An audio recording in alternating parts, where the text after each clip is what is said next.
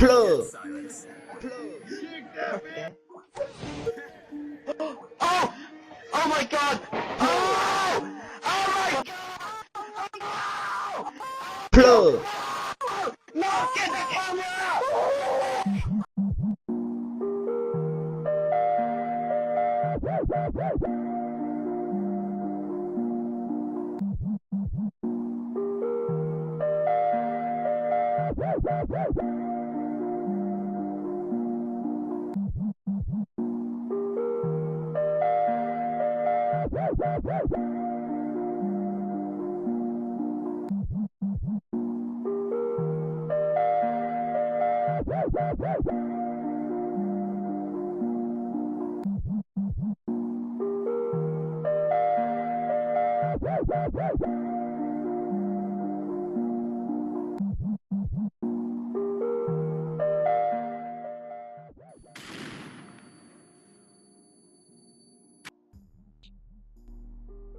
So how did I wind up here? Well, it all began with a passion for MMA and a school project. Prior to my senior year, before my independent study journalism project, I wanted to create a YouTube channel to vent my frustrations of wanting to share my interest in mixed martial arts. Over the span of 5 months, I cultivated 1,000 subs and a combined of 600,000 views. I then go on to mentee under reputable news anchors, learning how to be a better sports journalist, learning better graphic design skills, how to edit, and sports psychology. A year dedicated to gathering the skills to making a package, showing that I can be an accountable Journalists like Aaron Hawani or even a Joe Rogan. But where to start? I didn't know how. Street Beef 30 South, Extreme Knockout, but I found Fury FC. They had an event in Houston, and it looked amazing. But I had to look for the nearest one. And this is where I could find out why these fighters are doing this, who these potential stars could be. Fury FC would go on to produce many capable UFC talent. They would go on in this show, like Zachary Reese Zachary Savage Reese and Carlos Vera. They would go on and debut their versatile skills from Texas, their submissions, their boxing, and their more. A fighter trying to emulate their footsteps, Orlando the Dragon Davila is an amateur 5-0 with a Khabib-like record, trying to chase that title fight. Watch and find out as I attend the Fury FC 104 event. Inches tall, and he weighed in officially at 124.6 pounds. Fighting out of San Antonio, Texas. It's into the third and final round. Declare your winner by tap out to a rear naked choke, Dragon Davila. Upon arriving at Chato's gym, I was met with beautiful scenery, from murals to a nice, rugged, beautiful area. It looked as if very empty, but it just made me want to start jogging. It was so broad, but with each pacing, you can see a new mural, each more beautiful than the other. Once I finally met Orlando, he greeted me with a tee with his face on it and sponsors. This was so polite to me because in spite of the anxiety, frustration felt in a weight cut, a fight, and a new face in his gym, he treated me with the utmost politeness. And it was followed by every other member and person inside that gym, including the dog prancing around. During his weight cut, he kept training at a high pace, but non-contact when it came to sparring. I started training a long time ago. Ever since I was little, my grandpa had his own boxing gym, and then I'll go train all the time, but then I took a break. I started playing baseball and stuff. Then I was about 12. I told my dad I wanted to wrestle in high school.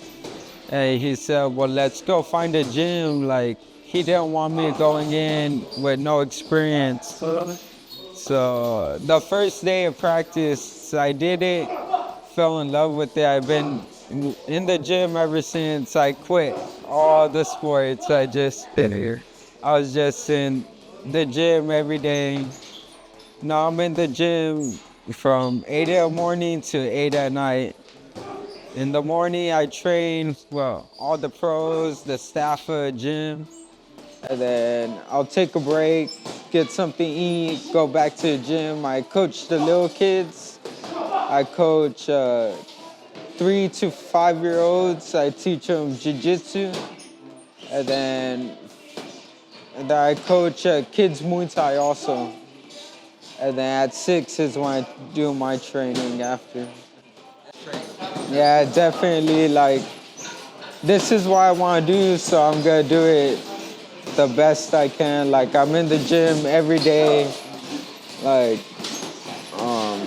I'm blessed that my dad gave me the opportunity to train full time. I don't have to work or nothing. So I'm in the gym, like I said, all day, 24/7.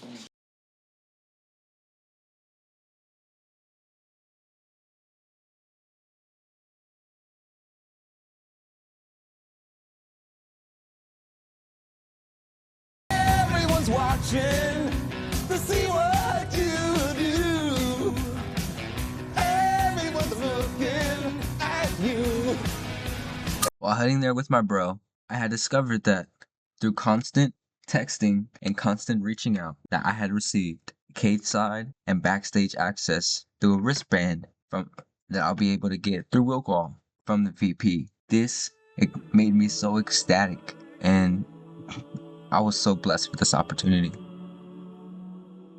After getting my wristband and upon entering, I felt so much adrenaline running through my body. I was so excited, and walking through the nice venue, just the scenery, the emotions, it was amazing. And I couldn't wait for blood to be spilled. No sugarcoating it.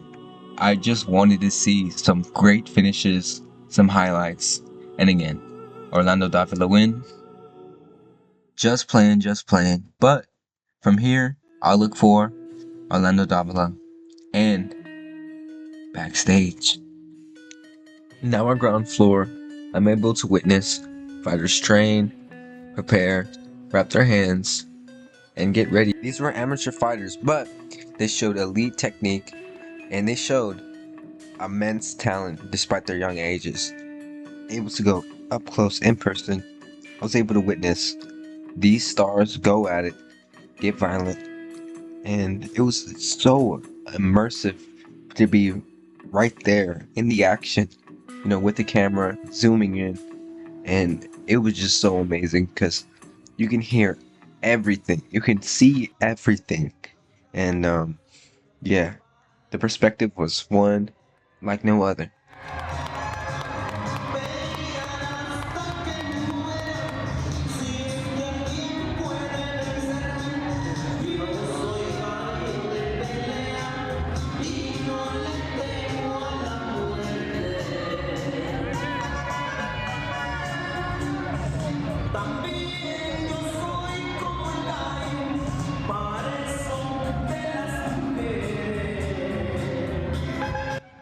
Talking with Orlando backstage during recording the video in his gym and wearing his shirt, I felt so much anxiety or just so much anticipation, and I bet it was empathized by his opponent. For these guys, it's just any other Monday, Tuesday, day in the office. You are a Christian and you don't believe in dragons, then you don't believe God and you're calling God a liar. Monday, shit, count my rubber bands up. Tuesday, will I show you Taliban up? Monday, shit, count my rubber bands up. Tuesday, will I show you Taliban up?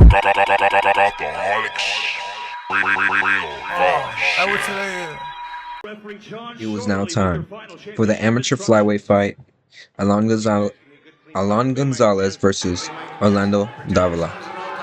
This fight would go on and cement who would go on and go pro, who would be the top prospect among Fury FC. Alan Gonzalez, blue gloves, Dragon Davila in the red. Early on, Alan Gonzalez would get going with his striking, showing great kickboxing, and solid boxing to go with it. Although Alan was getting through with his strikes, Davila stayed with his tactics, because it seemed he knew that Alan had good striking. So he kept it on the ground, kept trying to put it to the ground, and implementing a ground and pound and looking for the submission. Most notably, his rear naked choke that he has won multiple times by submission. Just found his groove, looking for knees, finding a good jab, showing Davila a lot of dangers on the feet, but still on the ground and not in control when it comes to defending the wrestling. The second round almost looks like deja vu, a mirror of the first round.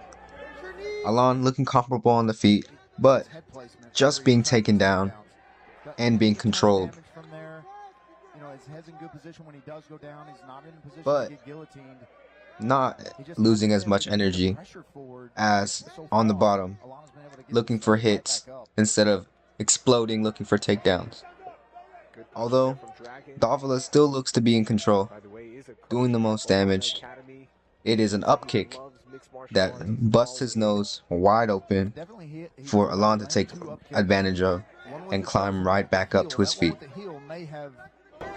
Caused a lot of bleeding. Yeah, there's blood pouring out of there. I mean, his nose is busted up.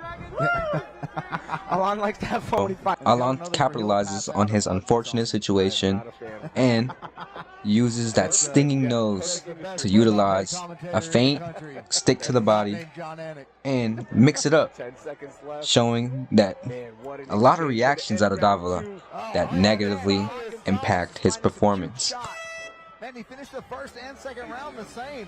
Kind of chasing once he got back up until this point, it seemed that Davila was controlling the fight, but Alan was gaining momentum by each round, getting more comfortable with his striking and closing the distance, finding his range. He pushed the pace on the lead foot, pushing his opponent back, making it hard for Davila to wrestle. It is at this point where Davila starts to accept that he might not be able to take it to the ground. So he sticks to his boxing and fights right back.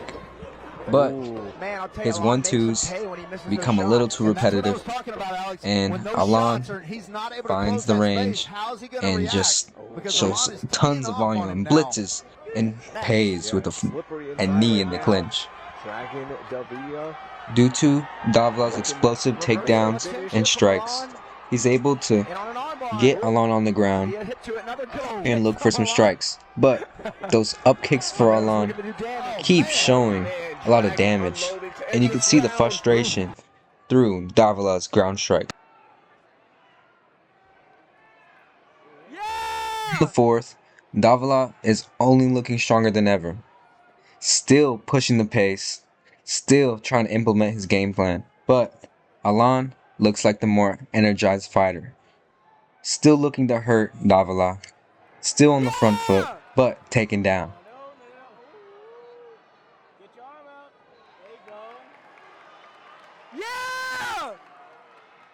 Excuse my excitement for Davila, but he's pushing the pace. Although he's been struggling, he's still fighting his fight and controlling Alan from 1 to 4.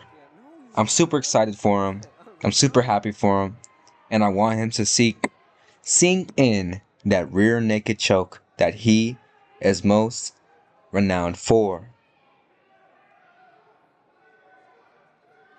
Get your leg over, man. Get your leg over.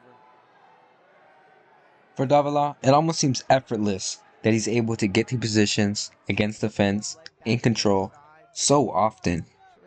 Up until a minute into this position, Alan finally explodes out of it and explodes with his own strikes, fighting back and retaliating. But return with swift boxing by Davila. It is Alan's boxing that really astounds me. Although Davila trains at Chato's boxing gym, the way that Alan's stiff boxing and hand fighting is used to control the range with a shorter reach fighter, it really shocked me because Davila looked impenetrable going into this fight.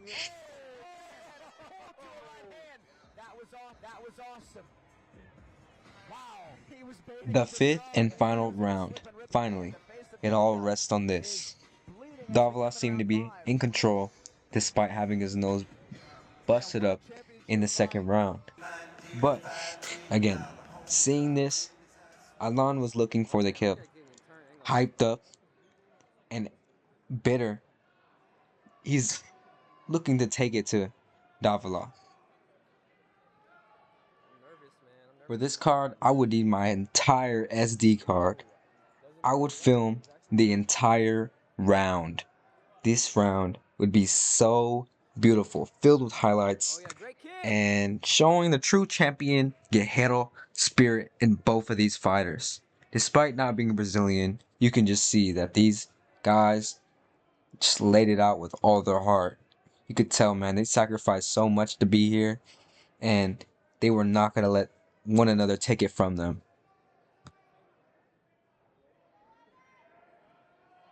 Having rallied Davila for so long, I couldn't help but return cheer after each hand thrown, directly thrown towards Alon's face.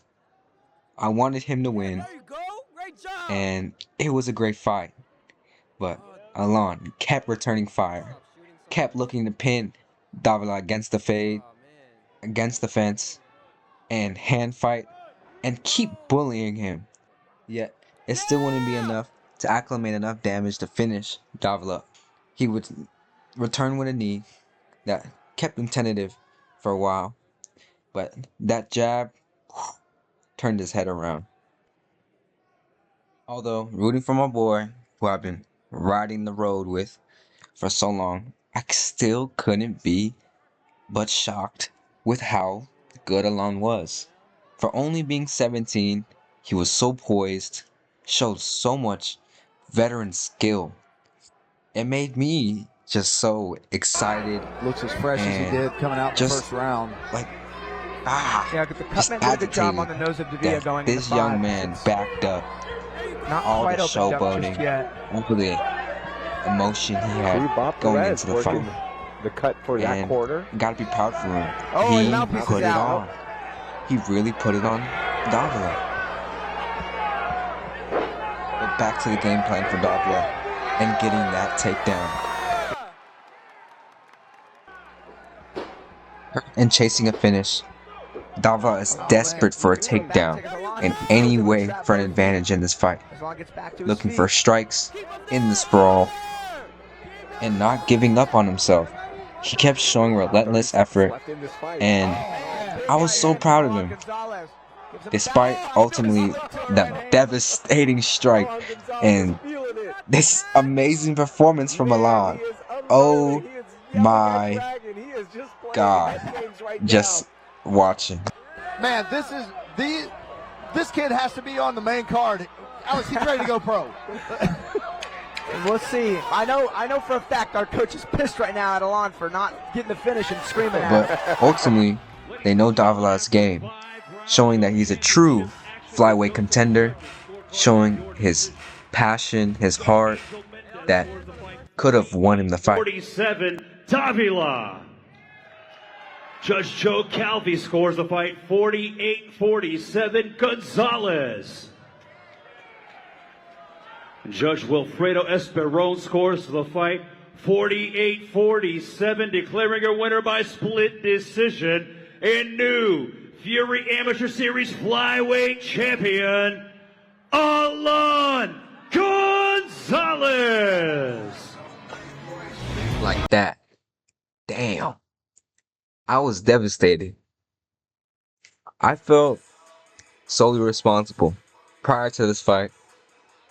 I thought Alon looked scared. You know, I was able to walk backstage and I saw him and, he was breathing hard, walking around. I was like, man, he's a little nervous. But this was a tough loss.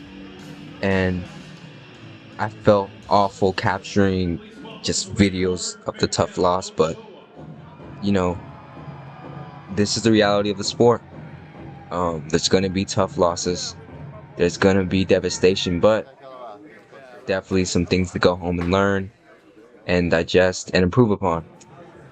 Davila suffered his first loss, so this is nothing. Just a little hinder, but the night isn't over yet. From being able to travel in and out at any time with my wristband, I was able to have so much fun with free access. I felt like a real journalist, like I was almost employed there. I had so much freedom, but this wouldn't last forever. My wristband wouldn't go so far. With my baggy jacket, they thought I was just a random kid. They threw me out for a little bit, but thanks to the VP, he got me back in. And his transparent staff and his nature, I was able to get back in and enjoy the rest of my night. Sincerely, thank you, Fury FC. This is a moment I'll cherish for the rest of my life. But this altercation did have me like this. What's poppin'? It's good, bro. Bro. Yeah. It's only my third day out here. I don't know. Yo.